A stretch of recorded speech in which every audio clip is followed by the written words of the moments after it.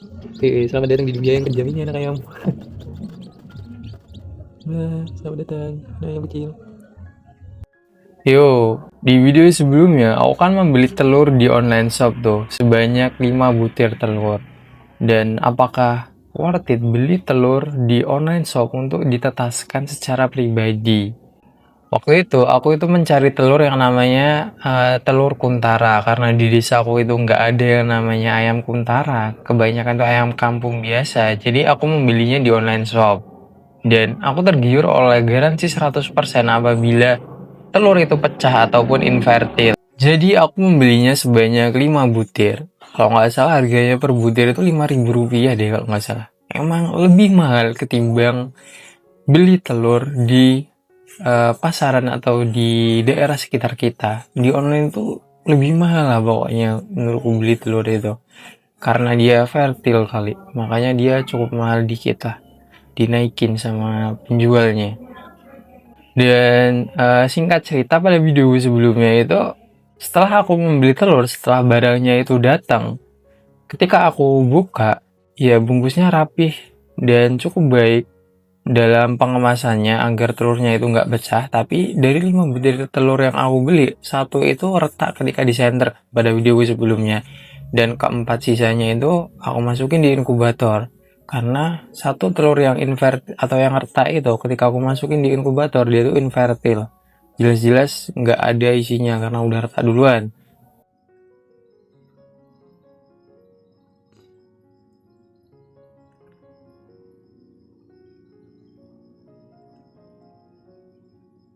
Dan keempat sisanya itu fertil, ada embrionya di dalamnya ketika aku cek di hari ke-7. Setelah aku cek telur ini fertil atau enggaknya di hari ke-7 itu, kan satu telur itu kan retak tuh, atau infertil. Dan katanya si toko ini, ketika telur itu infertil atau pecah, dalam proses penetasannya atau dalam pengirimannya, maka akan ada garansi 100%. Jadi, aku mencoba menghubungi si penjualnya. Apakah benar akan mendapatkan garansi 100% atau enggak? Nah, jadi aku mulai menghubungi tuh. Di hari ke-10 kalau nggak salah, aku menghubungi si penjualnya bahwa telur yang aku beli ini satu itu infertil atau retak juga.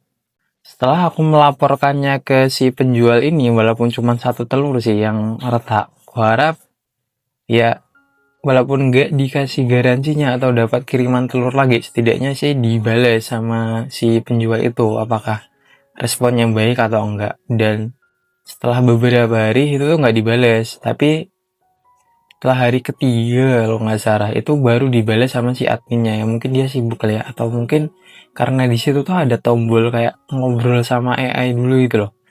Nah, aku nggak nilai AI-nya itu baik apa enggak, makanya belum disampaikan ke adminnya, mungkin baru ke AI-nya.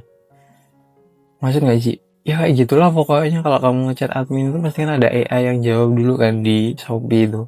Nah, kalau kita nggak nilai AI-nya, itu belum bisa ngobrol ke si penjualnya. Kemarin sih aku kayak gitu.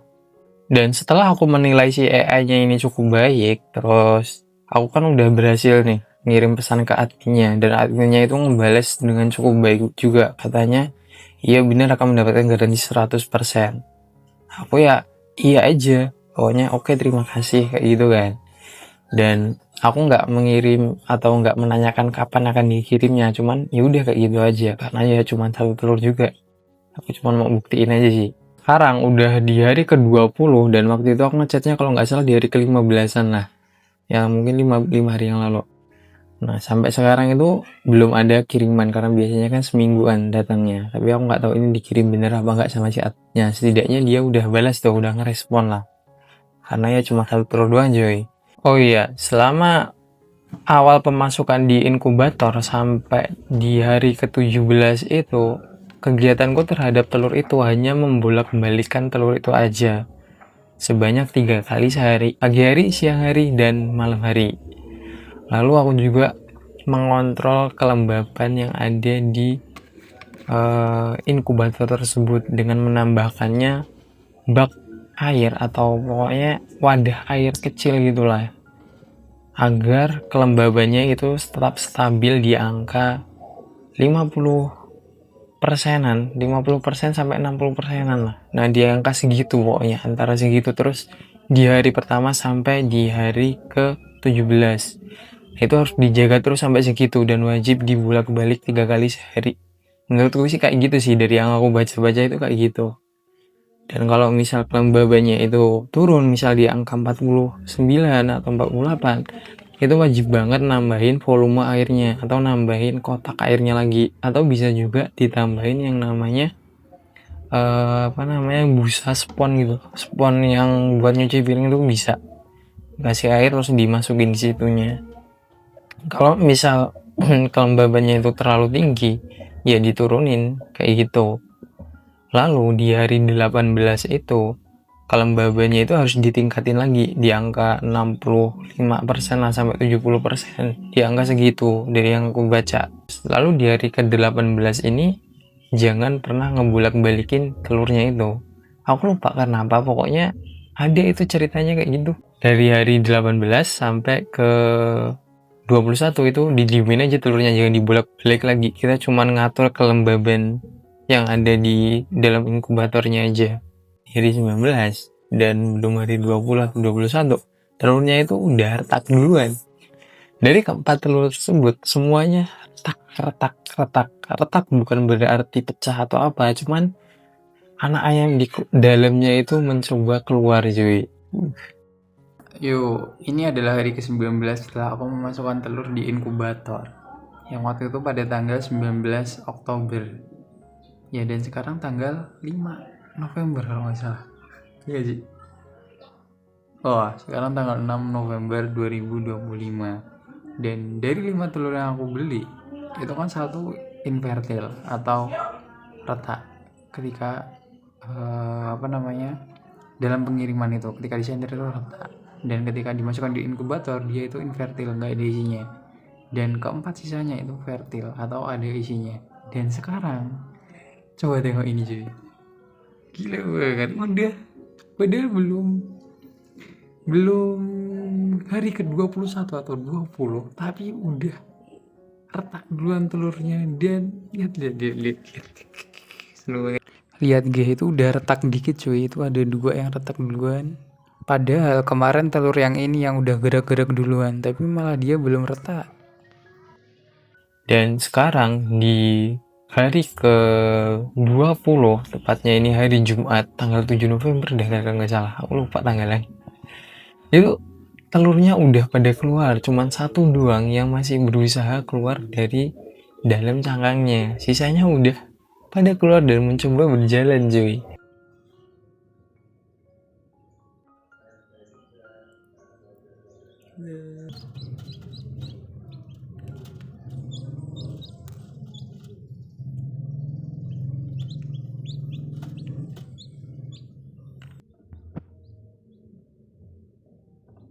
Selamat datang di dunia yang kejam ini anak ayam.